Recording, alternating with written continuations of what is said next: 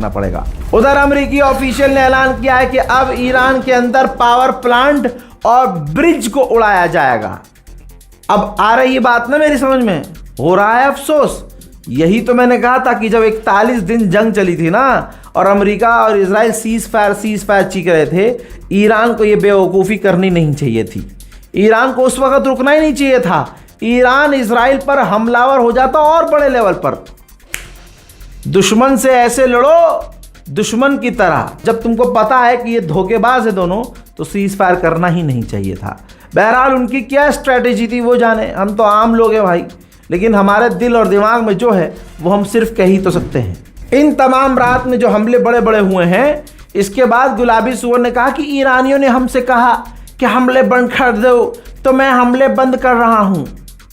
और इस हमले में इजराइल शामिल नहीं था। हम हमले बंद कर रहे हैं, लेकिन मैं चाहूं तो हमला रिज्यूम कर सकता हूं। तो यानी ये तो सीज फायर से ही बुरा हो गया।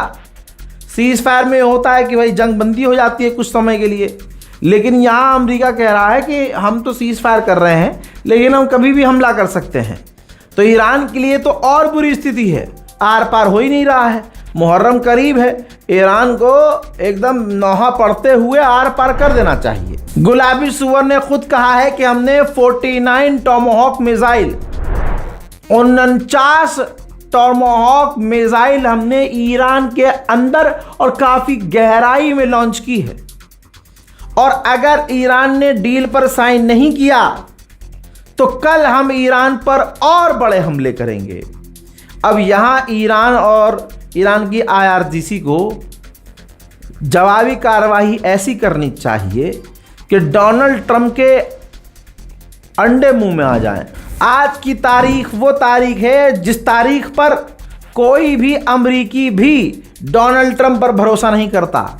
गुलाबी सुअर ने अपनी तारीफ में कहा कि जब हमने बमबारी की तो ईरान के टॉप के ऑफिशियल ने मुझे फ़ोन किया और कहा कि हम पर बमबारी बंद कर दो। अब आप बताइए, एक जानवर भी होगा वो भी कहेगा कि डोनाल्ड ट्रंप झूठा है। अब उधर ईरान ने कहा कि नहीं, हमने ट्रंप से बात ही नहीं की, हमने जंग बंदी के लिए या इस तरह की कोई रिक्वेस्ट ही नहीं की।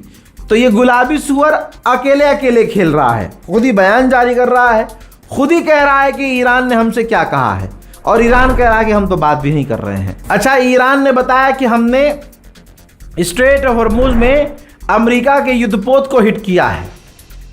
फिर यह ऐलान किया कि स्ट्रेट ऑफ हॉर्मुज बंद कर दिया है हमने।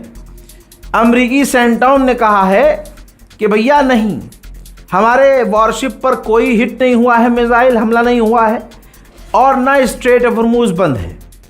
अब दुनिया के हाथ में है कि वो अमेरिका पर भरोसा करे कि नहीं। इसके बाद ईरान ने ऐलान किया कि हम अमेरिकी बेस पर अब बड़े हमले करेंगे, जिसके इस अपडेट के आने के तुरंत बाद खबर आई कि बहरैन के अंदर जो अमेरिका का बेस है, ईरान ने उन पर बड़े हमले किए हैं। तस्वीरें अभी कुछ समय बाद आपके सामने तमाम आ जाएंगी, लेकिन आपको सबसे पहले रज़ा गराफी ने सब कुछ बता दिया है कि क्या क्या हो रहा है, क्या क्या हुआ है, और ये भी बता रहा हूँ कि क्या होने वाला है।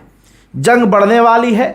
इराक, ईरान, जो भी ट्रैवल करने वाले लोग हैं, मेहरबानी करके अपने परिवार के बारे में सोचिए। जानबूझकर अपनी जान खतरे में मत डालिए।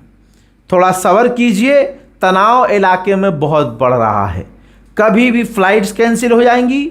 अगर आप इराक जा रहे हैं, ऐसा ना हो कि आप वहाँ पहुँचे और फ़्लाइट सारी कैंसिल हो गई, उल्टा आप वहाँ फंस गए।